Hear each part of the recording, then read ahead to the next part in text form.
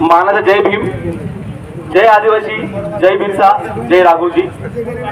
Doctor Babasaheb आंबेडकरांनी ज्याप्रमाणे सांगितलेलं आहे, शिका, संघटित व्हा आणि संघर्ष करा, त्याचप्रमाणे आपण सर्वजण शिकलेलो आहोत,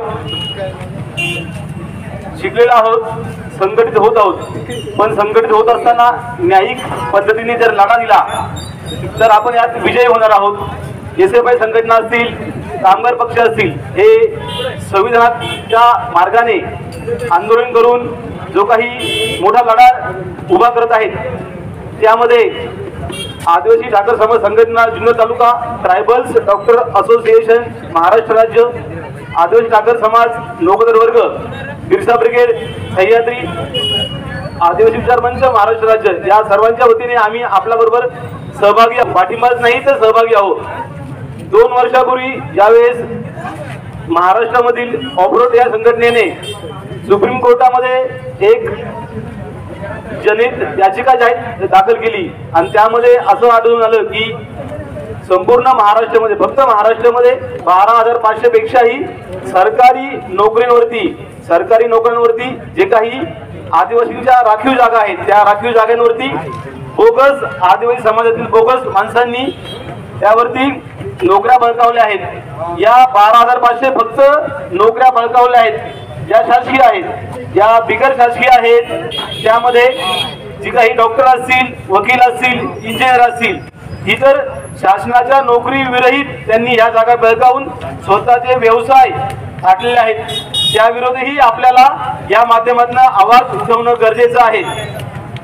आज जर आपण आवाज उठवला नाही, कारण 2 वर्ष झाले हे शासन आहे, हे मूक आहे, बहिर आहे, त्यांच्या कानामध्ये शिश ओढलं गेलं आहे। हे जर आपल्याला शिश बाहेर काढायचं असेल तर संपूर्ण आदिवासी समाजाने एकत्र होणं गरजेचं आहे। हा फक्त विद्यार्थ्यांचा लढा नाही, तर संपूर्ण आदिवासी समाजाचा, त्यांच्या अस्तित्वाचा लढा आहे। जर आपण आपल्या ज्या नोकऱ्या आहेत आणि इतरही जे काही व्यावसायिक शिक्षणातली ज्या काही त्यांनी जागा बळकावल्यात, त्या विरोधी जर आपण आवाज उठवला नाही तर येणारी पिढी आपल्याला माफ करणार नाही।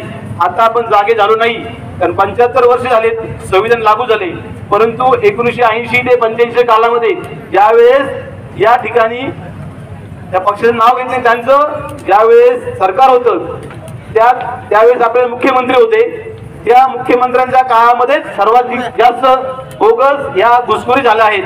आणि तेच आता या जे काही 3 पक्षांचं सरकार आहे, त्या सरकारचे मुख्य चालक तेच आहेत। त्यांच्यापर्यंत हा आवाज जाणं गरजेचं आहे। त्यांच्यापर्यंत हा आवाज गेला तर आपल्याला न्यायिक लढ्यामध्ये सामील होतील। आणि मी सर्वांना सांगेल की यामध्ये कोणताही पक्ष आपल्याला मदत करणार नाही, कारण पक्षाची एक विचारधारा असते, त्या विचारधारेला अनुसरून ते वर्तन करतात, त्यातून ते बाहेर निघू शकत नाही। ज्यासाठी आपण सर्व संघटना एका बाजूला ठेवून फक्त आणि फक्त आदिवासी समाज एकत्र येऊन जर आपण लढा दिला तर संविधानिक पद्धतीने आपण लढा देऊ शकतो। एक ताजं उदाहरण आहे, लेण्याद्री या ठिकाणी गेल्या 1950 सालापासून एक ट्रस्ट फॉर्म आहे। त्या लेण्याद्री गावामध्ये 40 ते 45% हा आदिवासी समाज आहे, परंतु त्या ट्रस्टमध्ये जे काही कार्यकर्ते आहेत किंवा जे काही आपण म्हणतो पद आहेत, त्या पदामध्ये गेल्या 70-75 वर्षामध्ये आतापर्यंत एकही आदिवासी समाजाचा माणूस त्यामध्ये भरलेला नाही। ज्याप्रमाणे आपल्याला संविधानिक मार्गाने लढत देत आहेत, त्यातलं सगळ्यात महत्त्वाचा लढा आहे तो म्हणजे आमरण उपोषण करतायत। आपल्या समाजाचा त्यामध्ये सहभाग व्हावा म्हणून आदरणीय हर्षद भाऊ जाधव हे आपल्या समोरच जे काही आमरण उपोषण करतायत, त्याला सर्व आदिवासी समाजाच्या वतीने मी संपूर्ण पाठिंबा देत आहे। लढल्याशिवाय आपल्यातली एकत्रपणा, एकता दिसणार नाही, त्यामुळे लढणं गरजेचं आहे। जर आपण लढलो तरच आपण इतिहास घडू शकू, परंतु जर आपण लढलो नाही तर इतिहास घडणार नाही।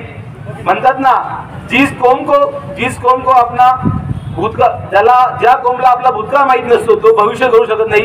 भूतकाळ आपल्याला माहित आहे, गेल्या 40-45 वर्षामध्ये आपल्यावरती जो काही बोगस आदिवासींनी घुसखोरी केली आहे, त्यांना जर आपला उठवायचा असेल तर हा बोगसांचा इतिहास आपण समूळ नष्ट केला पाहिजे, तरच आपण या लढ्यामध्ये यशस्वी होऊ। नवनवीन आणि ताज्या घडामोडींसाठी महाराष्ट्र जनभूमी न्यूजला सबस्क्राइब करा, त्याचबरोबर बेल आयकॉनवर क्लिक करा आणि मिळवा आमच्या बातम्यांचे नोटिफिकेशन्स।